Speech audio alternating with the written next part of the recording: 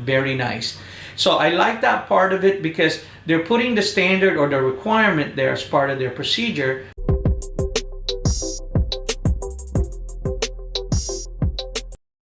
Here we go again.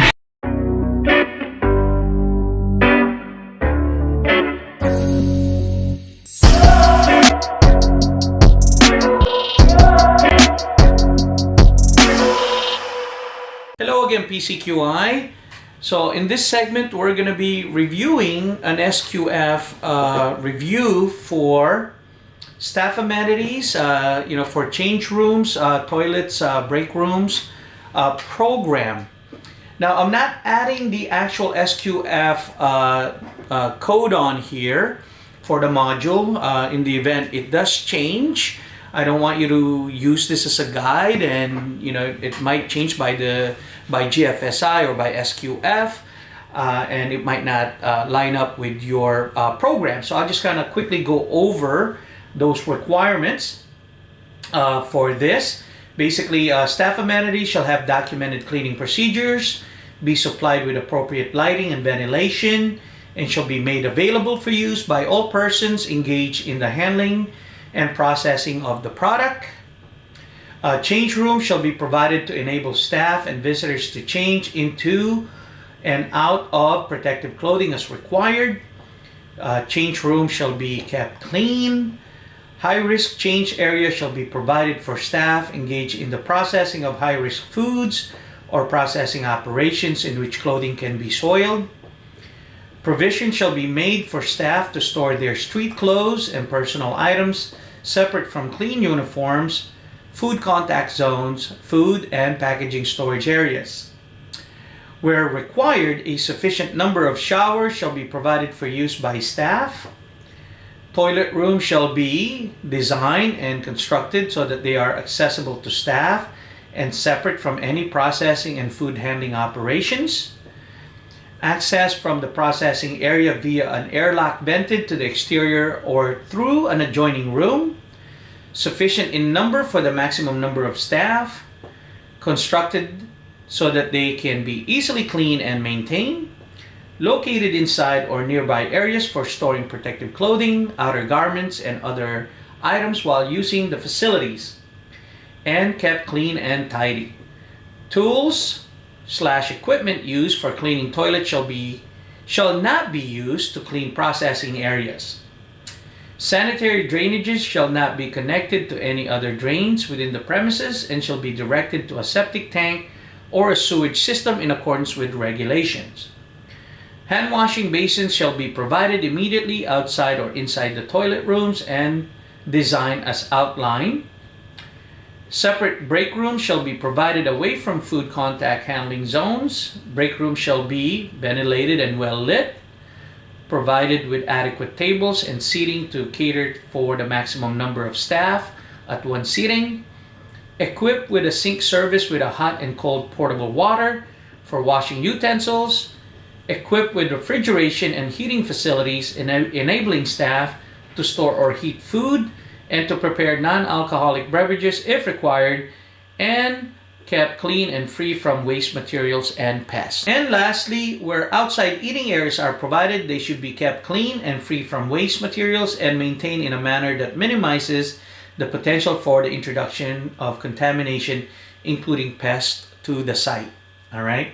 So in this program, the review that we're doing is basically there's a scope within this program for staff amenities, obviously, locker room, laundry area, sanitary facilities, and lunchroom / break room. So that's what's kind of covered to address some of those requirements by SQF. So there's a policy stated in the program that provides a designated area like a locker room for employees and visitor garments and personal items. In high-risk areas or facility where clothing can be heavily soiled, provision is made for the laundering of uniforms. Sufficient restroom toilets are required to accommodate the number of staff. Their location and design are such that they do not cause a contamination risk to the product. Food contact surfaces areas where the product is exposed or to food handlers. Employees, contractors, and visitors are prohibited from eating or drinking in food handling areas. Designated lunchrooms are available for staff to take breaks and eat meals. These areas are physically separated from food handling areas. So they kind of, disclose their policy. So they also added a provision here for procedure for staff amenities. So I'm looking at adequate lunchroom and restroom facilities as appropriate to the number of employees. Now in this part, I would like to see more of the procedures of the frequency of cleaning of the facilities, obviously, and the lunchroom. Obviously, we have those, so you might want to mention those in this particular program. The lighting and ventilation as well, that it is included on there. What are those look like for the ventilation system? Are we changing filters? Things like that. Keep maintained to set an example of clean and orderly food sanitation and housekeeping requirements. So part of this procedure here in this part, you might want to add that on their PCQI, what those are, like your cleaning frequency, because you had mentioned it on this procedure. Your housekeeping requirements. Are you going to be using some forms, to put behind the door to kind of check hourly or beginning of the shift, after lunch, or, things like that. So you have some sort of a checklist and whatnot. The next part of it is for the locker room.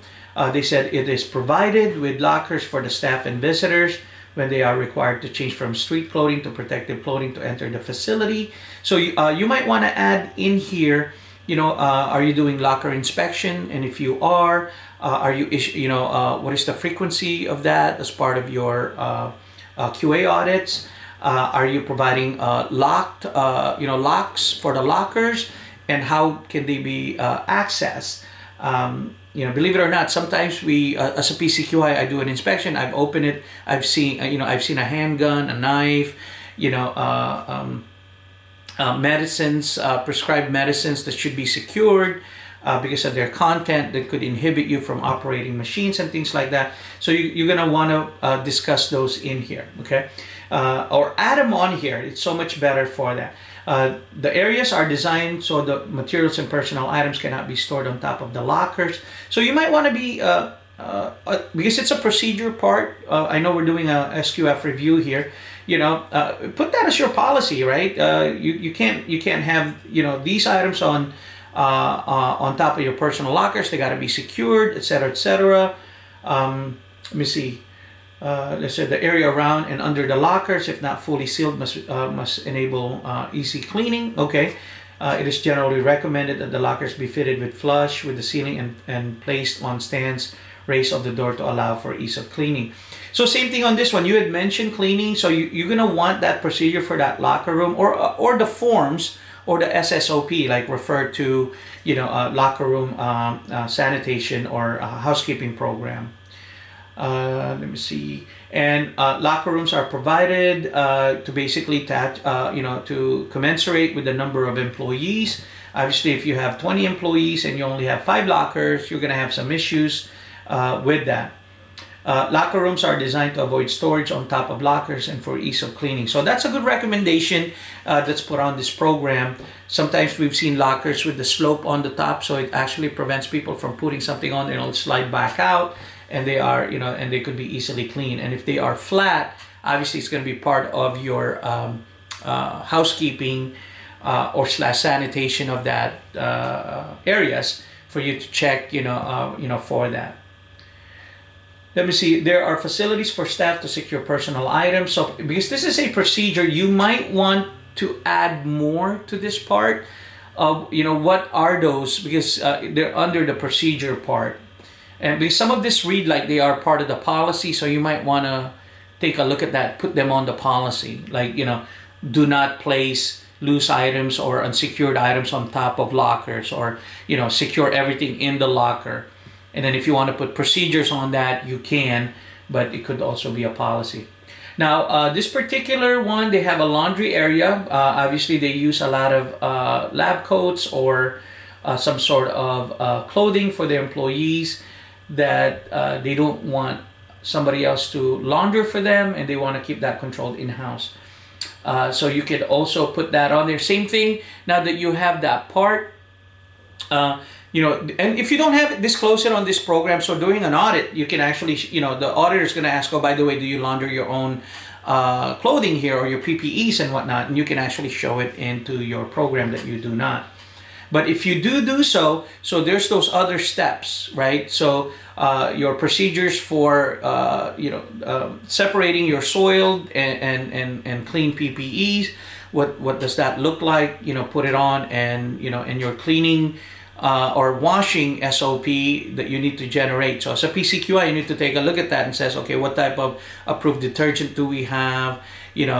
Cleaning solutions or chemicals. How do we verify or validate cleaning? Depending on your process. I've seen PPE get sent to the lab based on the risk level. If you are washing it, because sometimes that water, that slew in that washer just stays there, and it's you would say, well, I have soap in it and all of that, but then when that thing drains, you still have those residue from the previous washes before. Now, right, you're flooding the system again, and then you're recontaminating and etc., right? And then it goes to your drying process, and sometimes they don't dry quite as well, and they become a carrier of contaminants instead of preventing. They are actually a contributor.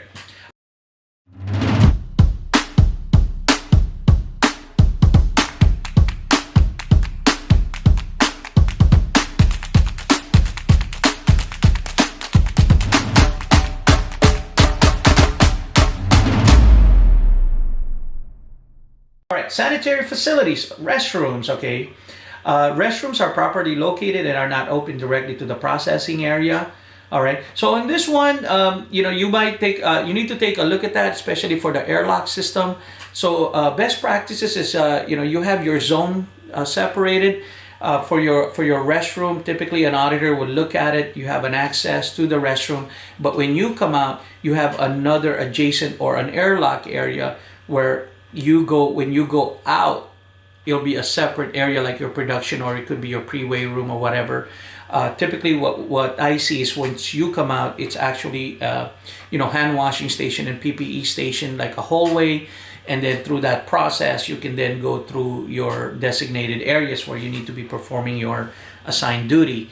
Now if you have a smaller facility and you're just starting up, and the design qualification of your GMP facility was not assessed during the construction period, you're going to have some changes made for that process, because the certification body that's going to be, well, in this case SQF will come out, and they frown upon not having an airlock, okay, for that, and they're going to want you to fix that for you to meet the standard. All right, in existing facility where they are in close proximity to areas where the product is exposed, an airlock vented of the exterior is maintained with negative pressure. Okay, that's good. So this is, I'm still a little confused the way it's worded, but it's almost a declaration of their procedure or their policy. But let's read on. Staff enter toilet rooms from processing area through an intervening change room or airlock ventilated to external air. Okay. Where exhaust fans are fitted, fans are exhausted to the outside and not into the food production area. So that's very good. They're actually declaring some of these process. The light and exhaust fan can be interwired to create negative pressure as an option, or the light and exhaust fan can be left on continuously. So that's nice. They're actually describing their system. So for an auditor, can actually take a look at that and verify those as well. To eliminate the risk of airflow from restroom into the processing room, exhaust fan off switches are on timer delay. And they're also doing a smoke test. This is nice. So you don't see this quite often. So sometimes you have a verification that the negative airflow is, it's coming in. So if you have your one zone, which is, let's say, your production zone or pre-weighing, and then you have your restroom. So when you actually open the door, you can feel that air. But during your verification of your fan to make sure they are still effective, maybe the motor is going out and they're not really providing the proper suction or the proper ventilation, a smoke test works for that. Now for the smoke test, I get asked a lot sometimes, can we use a candle? Can we use a match? Can I use a lighter and whatnot? Now depending on your process, okay, so if you're in the powder, take a look at your safety. Powdered products are very volatile, right? People might say, well, I'm just doing whey powder, whatever. I've done some powder processing where, the fire marshal actually gave me the piece of paper, in my young compliance days, and basically pointed it out to me that they're flammable and they can cause explosion. So be careful if you are implementing a smoke test. There are some other device that you can take a look at, and if you need help on that, please contact us, info@consultairinc.com, so we can properly advise you or recommend those type of process. Okay. During a smoke test, technicians create a puff of smoke next to known intakes like registers or under doorways. If the smoke flows inside or outside, then a pressure differential exists. The movement of air is always away from the critical work areas or different zones. Okay, so they're declaring the process, which is good. And then next part is the light and exhaust fans are on single switch and is located inside the restroom. So this is a particular process for this particular facility. You might not have this. Okay, so just keep in mind, these are customizable to your intended use. So what I'm reading off to you is a review, and it's just some ideas of what other best practices might be available. You might agree with them or not, but that's okay. It's your own process, and it's, you said it. You need to prove it to an auditor when they do come and audit you. Next part is separate toilet rooms are provided for each gender and are typically located adjacent to and separate from the change room. The number of toilets cubicles to be provided depends on the number of staff or is based on applicable legislations. Well, that's good. So they're actually abiding by local authorities or the state or the federal mandate. Suppliers are aware of local legislation, but as a guide, so they actually put a guide here. If they have so many personnel, so like for example 1 to 15 personnel, this is the number of bowls they have in the facilities: 60 to 35, 36 to 55, 56 to 80, and 80 and up 30 personnel, and how many more facility they have available for that. So in male toilets, urinals can substitute for up to 1/3 of the total number of bowls, so they actually put that part of their requirements. Employee restroom are properly equipped with hand wash facility. Hands-free taps are preferred, particularly in high-risk facility, and include those that can be operated by foot, knee, or elbow, or turned on and off via electronic sensing device referred to hand washing program. Very nice. So I like that part of it because they're putting the standard or the requirement there as part of their procedure, and then they turn around, they actually says, okay, this is a completely a different program, that it is interlinked, right? Interlinked to another program. Please go to that. Okay, so that's wonderful. Signage consists solely of icons such as those published by the International Association for Food Protection to accomplish these requirements, except restroom signage where other regulatory requirements are applied. So that's perfect, right? So they have, they're gonna have some signage on there like hand washing only, wash your hands prior to returning to your assigned duty, right? So because sometimes you wash your hands in the bathroom, and then and then that counts as your hand washing. No, it's not. You're gonna have to go to the different zone, wash your hands again, etc., etc. But that's another video, all right, for hand washing. Sanitary drainage is kept separate from drainage from food productions. That's good. Then they jumped into the lunchroom and break room policies and procedures. Additional outdoor lunchroom facility. So they have picnic tables that do not pose a dust or pest hazard to the operational area of the sites are provided. Okay, so they have these outside. Covered facilities and sealed path are one way to address hazard.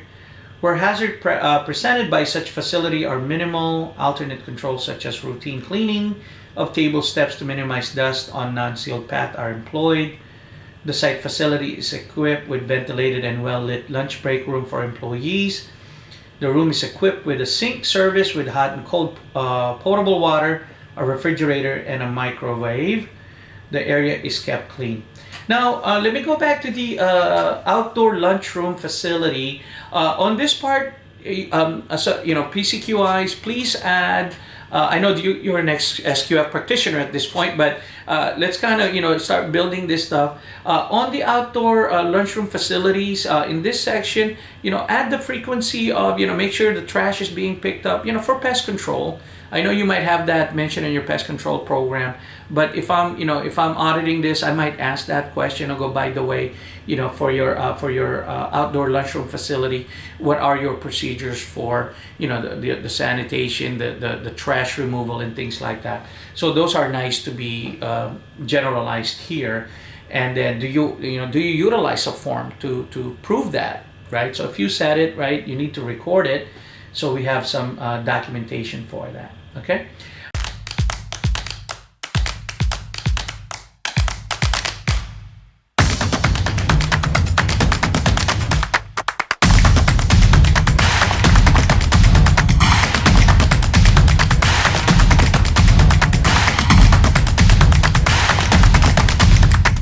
And then they put a responsibility for all personnel about adhering to the policy. And wow, this is nice. They even put the PCQI roles and responsibility here. So as a PCQI, you visually inspect areas for compliance, oversee/verify compliance of the procedures, ensure personnel is trained to this policy. Okay, so they're leaving it to the PCQI to train, monitor and take corrective action to ensure compliance with this policy. And they put some supervisors or department heads and team leaders responsibility as well. Let me just read some of those. Ensure, inspect, and verify the procedures are adhered to, and take corrective actions if and when applicable.